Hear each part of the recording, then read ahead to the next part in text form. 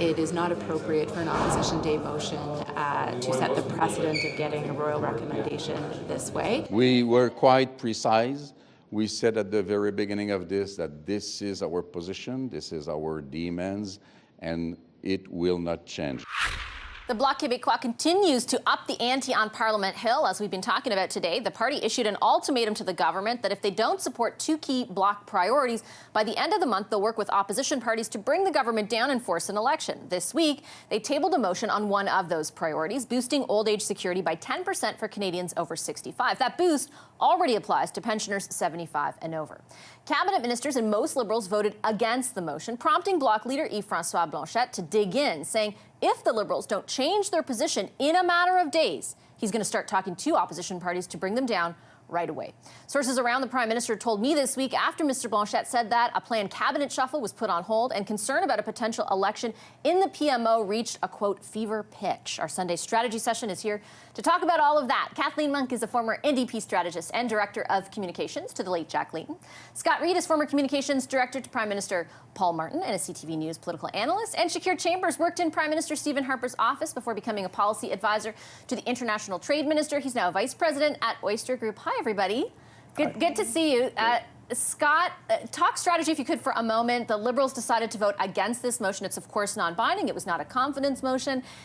Minister Karina Gould, the government House leader, told me they're still open to discussions, but it feels like the Bloc doesn't think it's going to move.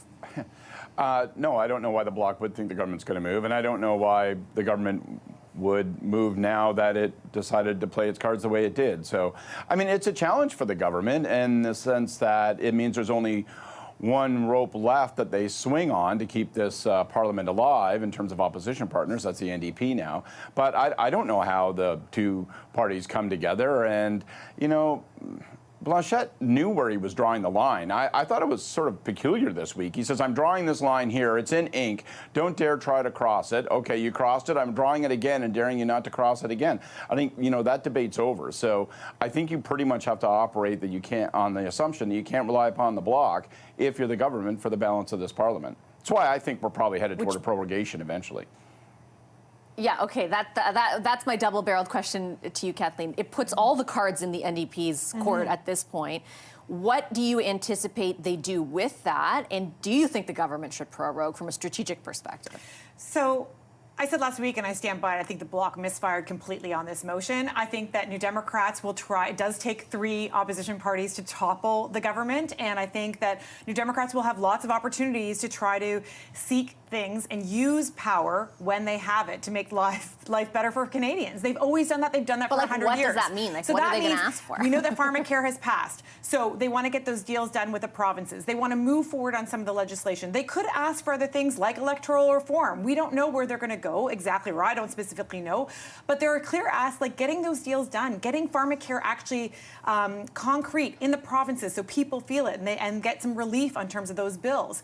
But in terms of prorogation, I think it would be smart, frankly. I mean, I wouldn't want the government to do that, but I think if I was sitting in the Liberals camp, I would say to them, yeah, prorogue, get to October, prorogue, take a time out, you know, start up in the new year and keep on going. And then hopefully, whether it's the economic situation, people's affordability crisis, people will be happier post-Christmas. Oh, who knows? You know, maybe it'll be a Christmas surprise. Yeah. Just on that note, Shakir, this week, as I was saying, I interviewed the government House leader. I asked her point blank about whether prorogation was on the table. She was actually very direct in saying, no, it wasn't. Many people contacted me after that and said, well, you know, ultimately, that's the Prime Minister's decision. So she may not be in the know and able to say that, but it doesn't mean that truly it's off the table for the Prime Minister. Do you think that's a fair comment?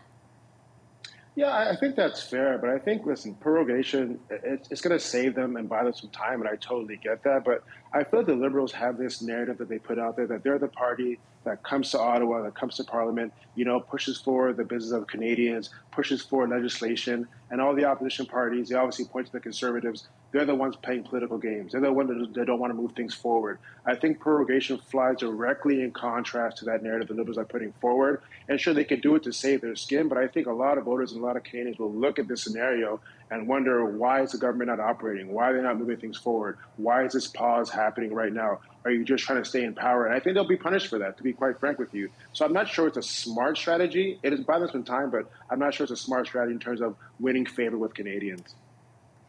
I feel like the calculation, Scott, is certainly, as you know, as Shakir pointed out, the basis of the contrast they've tried to paint with other parties, particularly the Conservatives and the Bloc, even to a degree, in the past few weeks has been, we're here working for Canadians, they're just playing politics. But when your livelihood is at stake, I feel like they're going to live with the consequence of the backlash from that, rather than an immediate defeat if they went to an election. Exactly. When you see somebody chiseling your name into a gravestone, it has a way of focusing the mind and perhaps changing the options available to your House leader. Like I hear what Shakir is saying. I don't remember the Harper government getting all high and mighty about how prorogation would be a terrible thing and just delay the inevitable. But I do think for the Liberals, there's an added question, which is if you're going to be forced to move into a prorogation at some point, what do you use that time for? Is it just to delay the inevitable or to try to improve your fortunes? So if you're going to move to it, like I think you bring in a fall economic statement, you invite a confidence vote, you put enough in there that the NDP do support it, then you call a prorogation on the basis of strength, and then frankly, you have a real examination as to what you're going to do. Does the Prime Minister step down? You use that prorogation to have a leadership race. If he's not going to step down, how do you reorient your agenda completely? You're going to have to come to grips with the consumer carbon tax. So don't just call a prorogation and then go fishing. You're going to have to use that time, if you're forced to take it, to advance your fortunes in some way. I think it would provide, though, Kathleen, the only opportunity the Liberals have between now and whenever the next election is to do that, to do all the stuff you guys have been talking about for months and put something, substantial out there, whether it be a change in position on the carbon tax, a change in the leader, a tax cut, like a myriad of options, rather than the messaging that has been going on for the last 2 months, which is we're just going to keep on doing this. Yeah, they have to use the time wisely. But let's remember, the Conservatives in 2008 prorogued the House in the middle of a global financial crisis. That was a serious time around the globe, and Harper didn't think twice about proroguing the Parliament. So I take some issue with Shakir. But even then, there was a huge backlash from what I remember. I remember covering protests in Saskatoon when I worked in local media. It was a massive, this is a threat to democracy, and it didn't ultimately punish him. But the protests were actually built by the Conservative Party, who were actually rebelling against the fact that the Liberals and the Democrats at the time were trying to work together in a coalition. So they were actually anti-coalition at the time. No, the protest I was covering was against prorogation. There were people who were upset at the anti-democratic nature of that. I'm just saying, and ultimately they weren't punished for it. So strategically, no, they weren't punished. They weren't punished for it, even when it was in the middle of a financial crisis. I think the point that I would make is that it's weird to be a Conservative who, listen, we've had 14 sitting days as of today. Literally, they've gotten 2 days of government business done in those 14 days. Could you imagine going to work every day and just working, basically 20 minutes? That's what's happening in the House. But the Conservatives are stalling, blocking, obstructing, putting motion after motion. And then with no sense of irony whatsoever, House Leader Andrew Scheer will rise in the House and say, we have to call an election because this government's getting nothing done. But they're in fact gumming up the wheels of, in fact, getting anything done in the House. So maybe for all of our sakes, they should go to an election just to move forward. But I do think that the Liberals will have an opportunity to point to the obstructionist nature of what the Conservatives are doing in the House, how they're not getting anything done. Listen, it is the Liberals' responsibility to manage the House and to execute on things. But right now, what's happening across the street is not a lot. And so maybe we'd be better with a reset and the reorientation that Scott mentioned. I take the point, and certainly I think that I don't know, Shakir, if voters are looking as closely as we are at the degree to which stuff is actually getting done in Parliament Hill. I think the bigger liability, for the Conservatives is their vote on this block motion. It's totally misaligned with everything that they've talked about in the past 2 years about advancing the interests of younger generations and being fiscally responsible. That may be something that they're held to account to more. I'm not sure them being an obstructionist, quote-unquote, opposition party is really going to fall at their feet in the future. Yeah, I can agree with that. But I mean, even them voting in support of it, they're not the government in power, right? If this were to move forward, if the Liberals were to implement this, they're the ones who are going to have to put the policy in place, put the $16 billion on the table, and have this kind of be implemented as an actual policy.